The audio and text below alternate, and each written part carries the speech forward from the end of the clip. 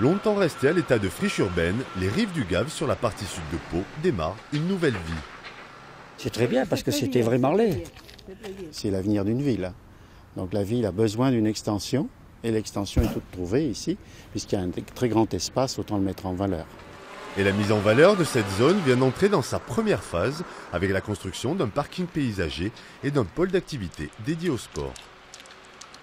Vont s'installer le centre du sport qui est exploité par l'école de commerce qui est trop à l'étroit à l'endroit où il se trouve à l'heure actuelle et un deuxième bâtiment qui va être consacré à un enseignement de master de tourisme et de sport.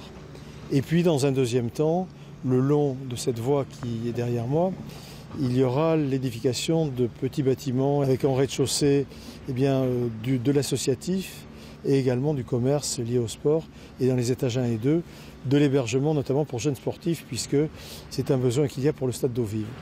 Ces premiers bâtiments devraient être opérationnels fin 2019 et rapprocher symboliquement le centre-ville du stade d'eau vive. Notre première ambition quand on est arrivé ici au Stade d'eau vive, c'était de faire vivre le lieu. Que les gens viennent s'y promener, que les gens viennent profiter de l'espace nature et l'espace eau vive qu'il y a. Donc ça va totalement dans le sens du développement qu'on a dans l'idée. C'est que les gens de proximité, automatiquement, ils vont venir se promener, faire leur footing, faire jouer les enfants. Dans un deuxième temps, un pôle transport aux abords de la gare SNCF, un village d'artisans et un écoquartier sur la friche de Housse devraient transformer radicalement toute cette partie sud de la cité paloise, longtemps délaissée.